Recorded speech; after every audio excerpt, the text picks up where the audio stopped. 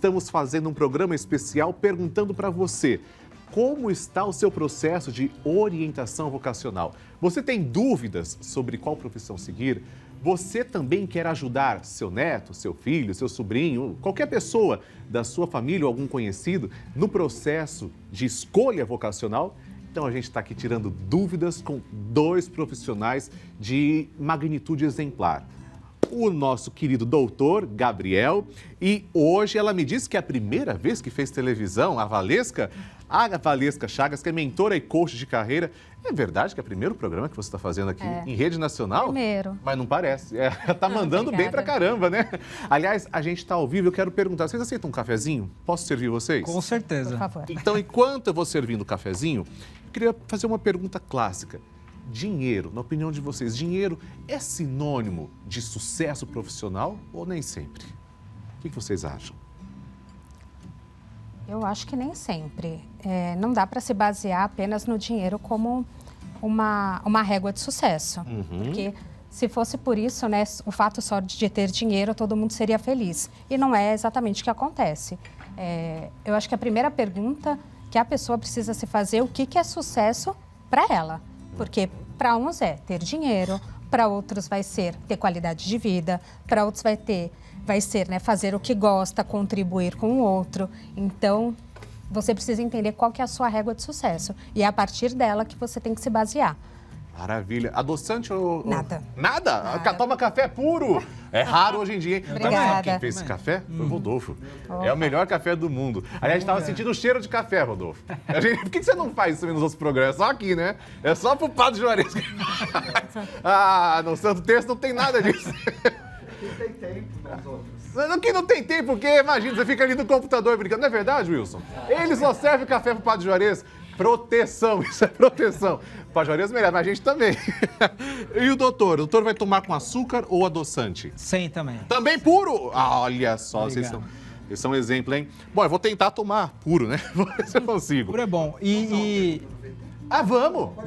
Não, só para concluir também esse ponto, que é assim, aquela frase, né, dinheiro traz felicidade ou não traz felicidade, Sim. Isso é muito relativo, né? Porque assim, se você vai somente com o intuito de ganhar dinheiro ou escolhe uma profissão somente com essa análise, a tendência é que você, por mais dinheiro que ganhe, não seja feliz.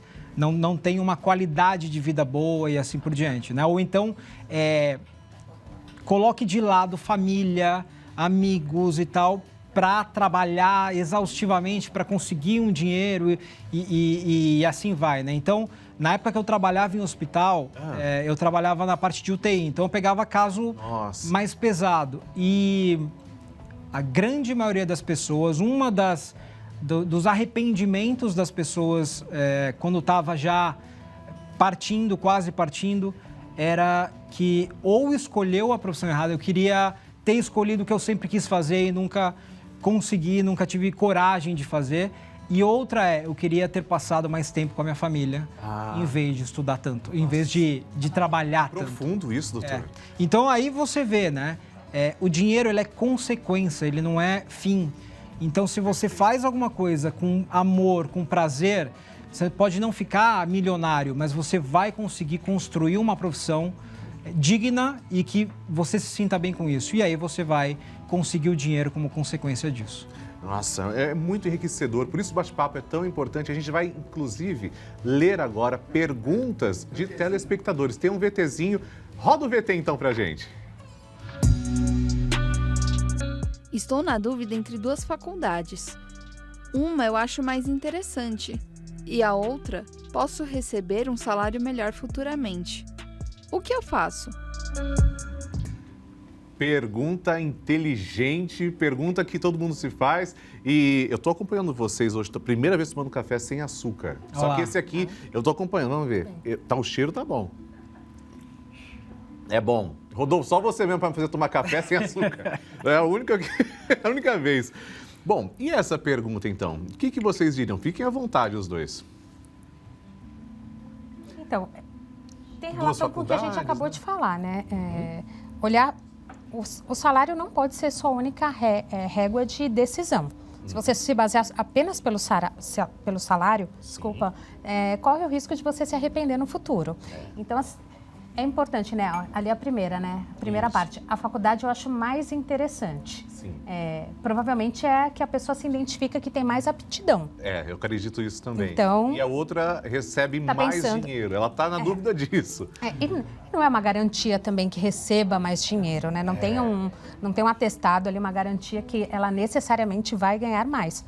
Então, teria que entender um pouco mais, conversar um pouco mais, que eu acho que é um pouco do nosso trabalho, né? Tanto o Gabriel lá nos testes vocacionais, eu também no meu processo, de entender, né? O que é importante para essa pessoa, o que ela valoriza, qual a aptidão que ela tem, quais são os sonhos dela, para ir ajudá-la a responder. Mas eu diria que ir apenas pelo salário é um ponto aí de atenção. E uma coisa que, assim, pela construção da frase, né? Você pode interpretar como se essa pessoa ela não tem ainda um entendimento nem da primeira nem da segunda sobre o conteúdo dessa faculdade, tudo que tem dentro dessa faculdade. Então, um dos processos também dentro de orientação vocacional, acho que tanto na psicologia quanto na parte de coaching e mentoria nessa parte, você tem que trazer um pouco de informação e de assessorar um pouco melhor essa pessoa. Como? Fazendo ela entender que, assim, não é, eu estou em dúvida entre psicologia e matemática. Você fala, peraí, né? Já começa a ficar mais complicado. E outra coisa é assim, você já olhou a grade curricular desses cursos? Porque às vezes a pessoa fala, nossa, psicologia. Peraí, você olhou a grade? Aí a pessoa, eu sempre falo, vamos pesquisar sobre isso? Aí a pessoa vai lá, pesquisa sobre a grade e tal. Aí ela vê, não tem nada a ver muito comigo essas... Então, peraí, então não é psicologia, né? Ou então, às vezes, ela nem sabe o que significa uma matéria daquela grade. Vamos pesquisar o que é isso? Porque, às vezes, a pessoa simplesmente fica, é psicologia ou matemática, mas você não sabe o que tem dentro, né? Então, vamos aprofundar para você ter uma certeza melhor do que você está fazendo, né?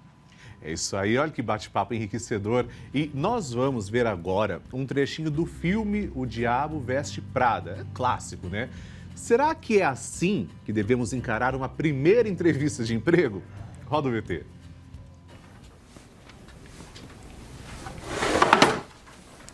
Quem é você? Meu nome é Andy Sachs. Eu acabei de me formar na Universidade de Northwestern. O que está fazendo aqui? Bom, acho que eu faria um bom trabalho como sua assistente. Eu vim para Nova York para ser jornalista, enviei muitos currículos e acabei sendo chamada pela Elias Clark e me encontrei com a Sherry do departamento pessoal. Eu acho que é aqui ou em outra revista. Então não lê a Runway? Não. E até hoje você nunca tinha ouvido falar sobre mim? Não. E você não tem estilo e senso de moda? Bom, acho que isso depende do que considera... Não. Não foi uma pergunta. Fui editora-chefe do Daily Northwestern e eu também ganhei um prêmio nacional para jornalistas universitários sobre o caso da exploração do sindicato de faxineiros que falava É só sobre... isso.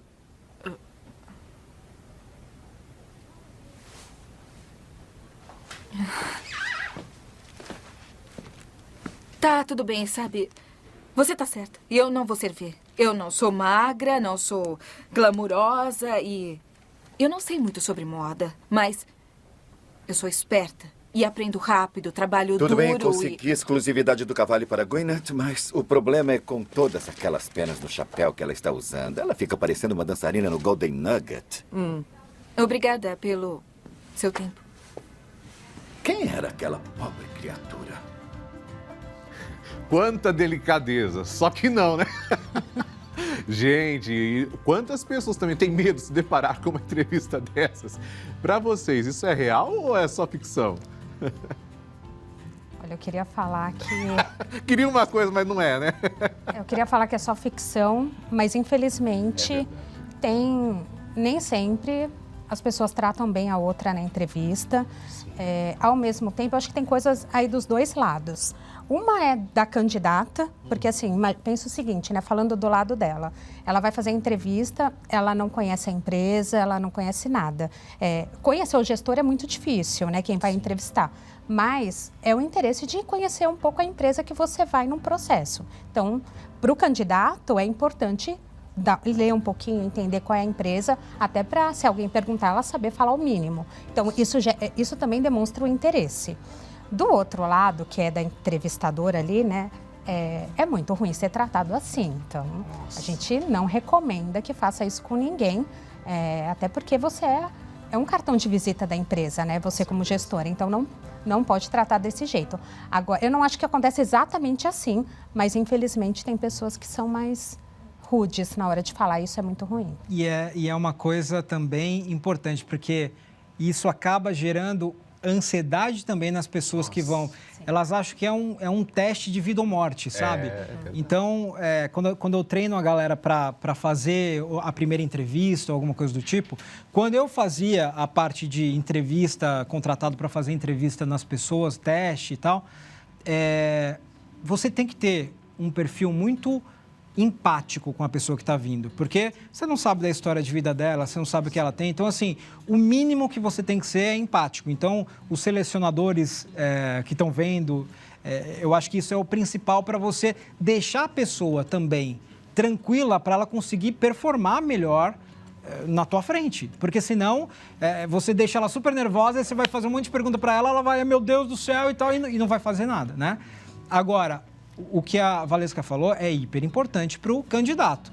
Agora, com Google, com internet, com tudo na sua mão, você vai para uma entrevista de emprego e não sabe nada da empresa, você está pedindo para não para os caras. Exatamente. Aí acaba sendo até uma... Isso eu brinco com as pessoas e falo, isso é autossabotagem, né?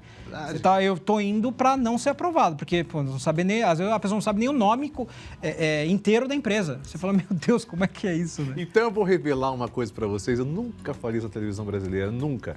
Mas eu vou revelar como é que foi comigo, como é que eu fui. Muita gente pergunta, como é que você foi parar na Rede Vida, padre?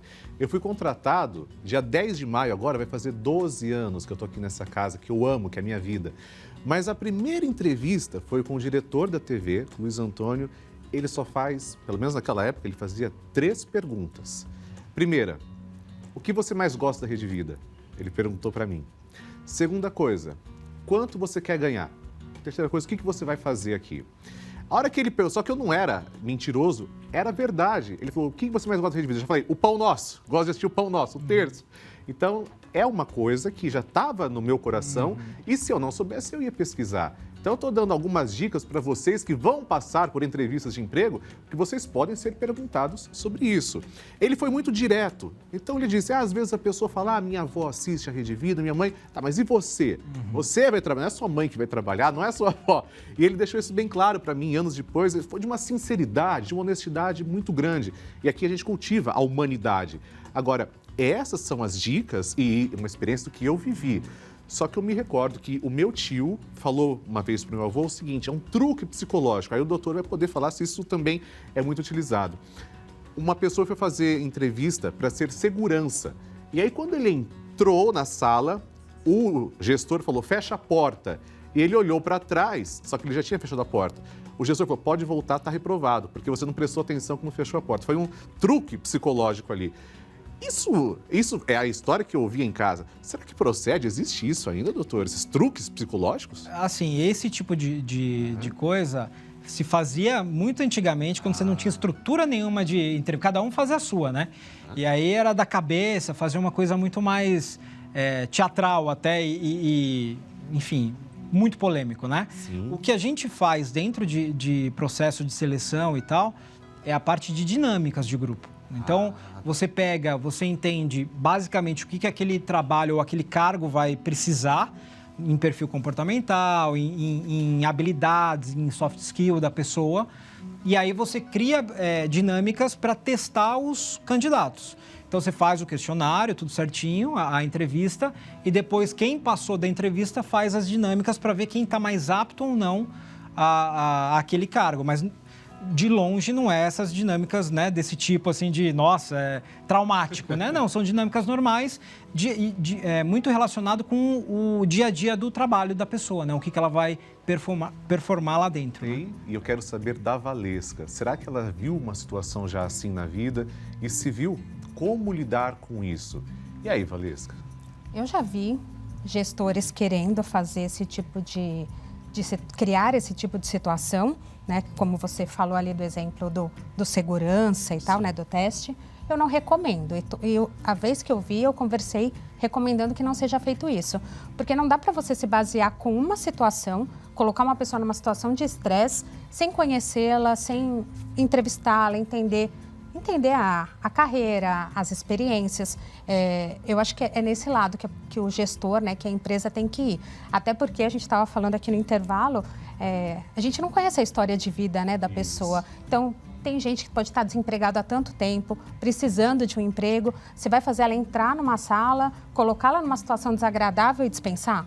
Puxa, desumano, no mínimo desumano. É muito ruim e é a imagem que você está passando, né, da empresa que você trabalha. Então, não recomendo, de jeito nenhum. É isso aí, pessoal, mais humanidade. Vamos então agora a uma pergunta das pessoas que têm dúvidas e se comunicam com a gente. Olha a pergunta na tela. Tenho 40 anos e estou extremamente infeliz com a minha atual profissão. É tarde para recomeçar? Essa pergunta, lembro que eu também tinha perguntado no início, né? Mas e aí, 40 anos, a pessoa está infeliz, é tarde para recomeçar, doutor? Está na flor da idade, né? 40 anos está basicamente o que a gente conversou, né? A partir do momento que ela... Olha a frase, né? Eu gosto de pegar a palavra, eu gosto de pegar extremamente infeliz. Você vai ficar mais quanto tempo vivendo nessa infelicidade? E uma coisa que é fundamental de entender, né, padre, que isso é interessante, a gente tem várias áreas dentro da nossa vida, vários espectros, né? E uma delas é o trabalho. Uma delas é o trabalho, é a profissão.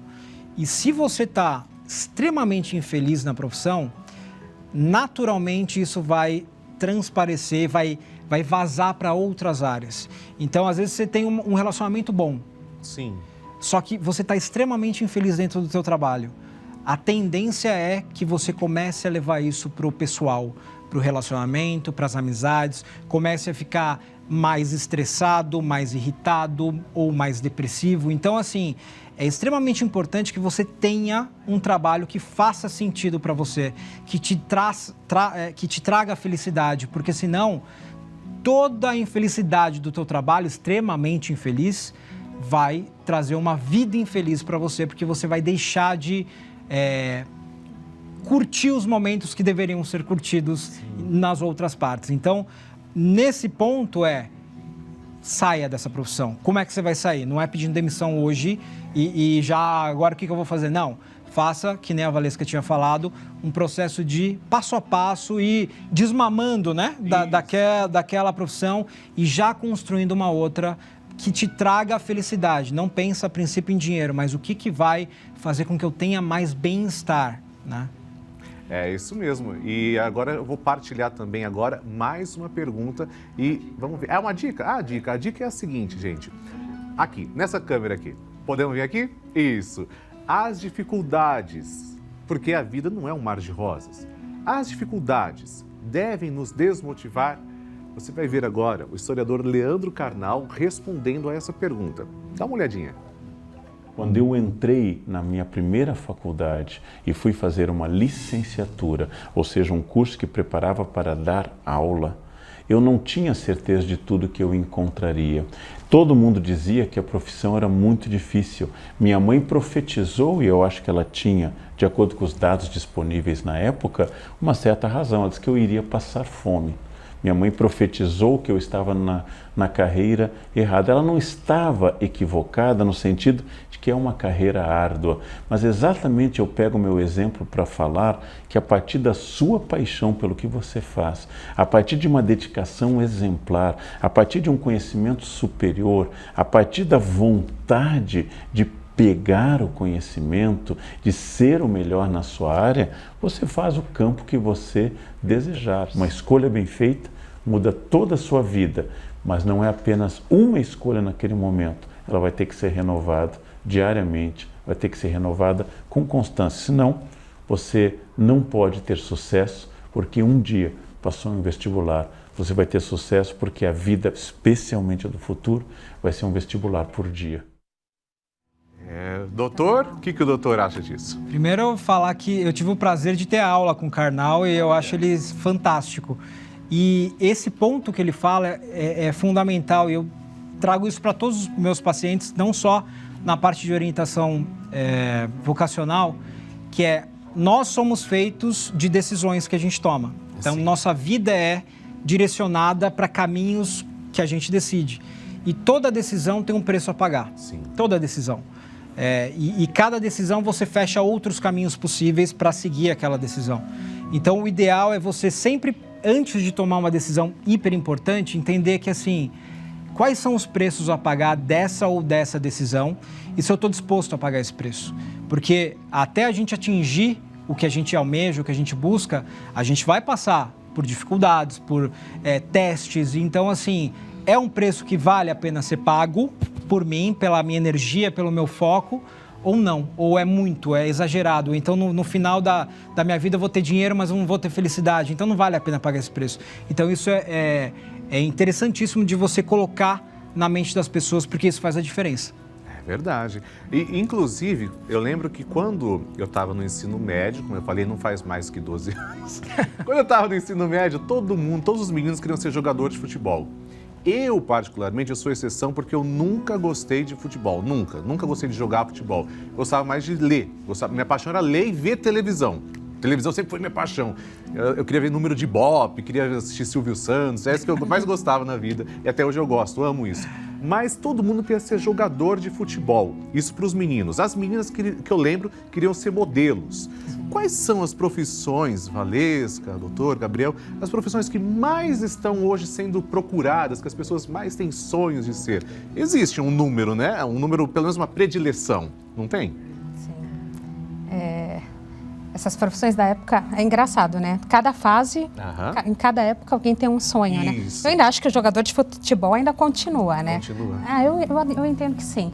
Mas hoje, quando a gente olha na era digital, então tem novas profissões que quando era criança, quando você era, não tinha, né? Então, Sim. a parte de trabalhar no digital não existia, né? Não tinha mídia social. Então, hoje o leque de profissões, ele cresceu bastante, muito relacionado à tecnologia. Então, tem influenciador digital, né, que a gente vai falar, tem pessoas de social media, então, que trabalha com isso, está crescendo bastante. Então, tem muita coisa nova, isso é muito bom.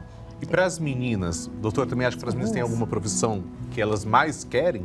Olha, acaba sendo esse padrão antigo, né, de modelo ou não sei o quê. Isso eu acho que é bastante ultrapassado pelo que as mulheres estão cada vez mais conseguindo na sociedade. Eu acho que isso é importante, né? De entender que elas têm um papel fundamental igual ao do homem em qualquer profissão que elas almejem. Então, dentro disso, parou de se pensar um pouco em profissões específicas de mulher, como antigamente se pensava, para agora qualquer área é uma área interessante para a mulher. Então, o que eu vejo dentro do meu consultório e tal é muito amplo o processo. Tem mulher que quer fazer uma coisa que você fala assim, nossa, sério, né? Eu nunca vi uma mulher fazendo isso. Mas ela quer e ela pode fazer isso, né? Então, isso que é o bacana. Agora, essas profissões, por exemplo, eu quero ser jogador de futebol e tal, isso é muito...